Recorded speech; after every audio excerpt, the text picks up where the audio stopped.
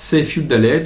La Lacha Yuddalet parle de la possibilité d'atténuer la froideur d'un aliment et de l'interdiction d'atténuer cette froideur lorsque l'on risque d'arriver à une température au moins égale à Yad Soledet.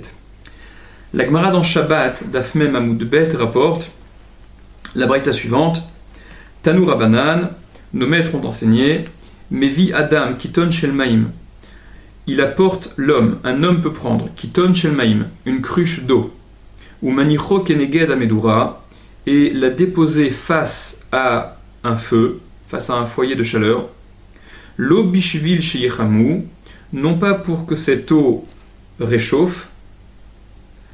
Rashi explique Lo Sheyanichem Sham Ad Sheyechamu, c'est-à-dire qu'on ne laissera pas là-bas, face à ce feu, ce Kiton Shel Maim, cette cruche d'eau, jusqu'à ce que la température de l'eau s'élève et devienne chaude. Et là, poursuit la Gemara, et là Bishvil Shitafug Tzinatan, mais uniquement pour que s'atténue la froideur de cette eau. Plus loin dans la Gemara, Amar Shmuel, Shmuel a dit Echad Shemen ve Echad Maim, aussi bien l'huile que l'eau, Yad Soledet Bo Asur. La température de Yad Soledet, c'est interdit, c'est-à-dire que cette chaleur interdite, c'est lorsqu'on arrive à Yad Soledet. Rashi explique Soledet, c'est Nimshechet leachorea mide aga shelo tikave. Soledet, c'est le terme qui désigne le fait de retirer sa main en arrière, donc de retirer sa main mide aga, de l'inquiétude, de la peur shelo tikave, qu'elle ne soit brûlée. C'est une température suffisamment importante qui fait qu'on a le réflexe de retirer la main pour ne pas être brûlé. Donc Shmuel dit Echad shemen ve echad maim, aussi bien l'eau que l'huile. Yad Soledet Bo, la température de Yad Soledet Bo, Assour, c'est interdit, c'est la chaleur qui devient interdite, température qui devient interdite. En Yad Soledet Bo, si on n'est pas à Yad Soledet Bo, Moutar, c'est permis. Et la Gemara demande Echidame Yad Soledet Bo, c'est quoi Yad Soledet Bo, c'est quoi la température? Kol Shekereso Shel Tinok Nichvet Mimenu, répond la Gemara, tous température à partir de laquelle Kereso Shel Tinok, le ventre d'un bébé, Nichvet Mimenu, serait brûlé par cette chaleur, c'est ça la température, le degré de Yad Soledet.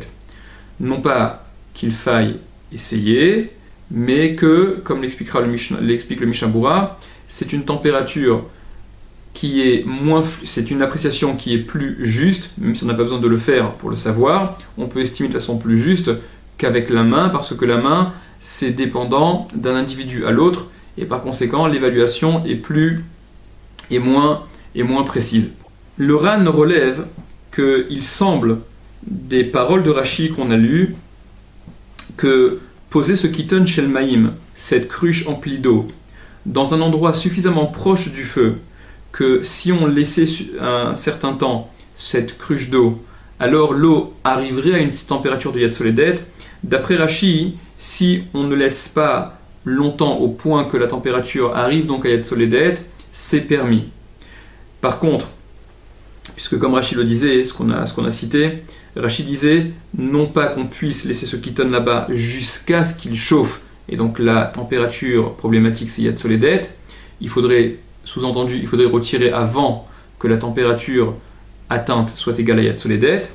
Donc d'après Rashi, on pourrait laisser poser à un endroit où potentiellement la température arriverait à Yad Soledet, mais le Ran rapporte que d'après Tosfot, le Rashba, c'est interdit de peur qu'on oublie et qu'on en arrive à transgresser le bichoul, la cuisson.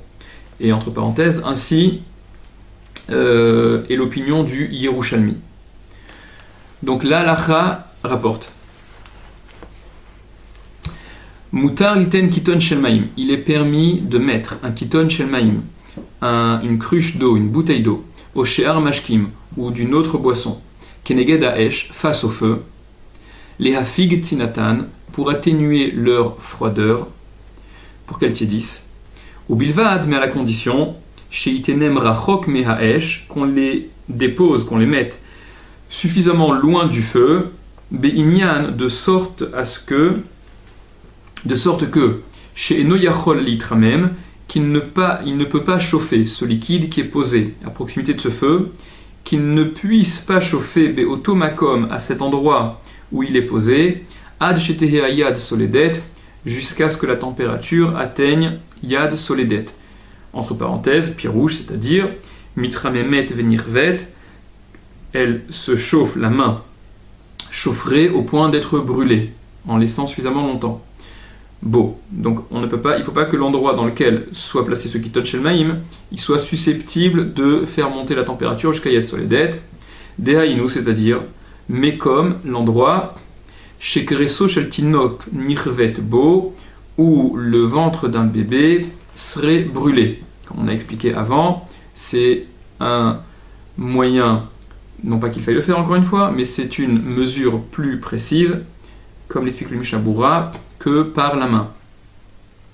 Aval, mais, poursuit le Shulchan Aruch, Asur les corbeaux et la Hesh, il est interdit de le rapprocher du feu, ce Kiton Shel Maïm, cette bouteille d'eau, les makom à un endroit, chez Yachol Litramem, où il peut chauffer, chez Tehe Ayad Soledet Bo, au point d'en arriver à une température de Yad Soledet Bo, va filulaniar bo sha'aktana, et même le déposer ne serait-ce que quelques instants, un petit moment, chez ta figue tsinato, uniquement pour que soit atténuée sa froideur, donc le retirer avant qu'il n'arrive à Yad Soledet, assour, c'est interdit de toute manière, kevan shiachol lehit bashel sham, puisqu'il peut cuire là-bas, puisque si on le laissait, potentiellement il y a cette possibilité de cuire si on le laisse suffisamment longtemps, et donc le Shulchan Aruch tranche comme selon l'opinion de Tosfot du Rashba, et non pas comme Rashi.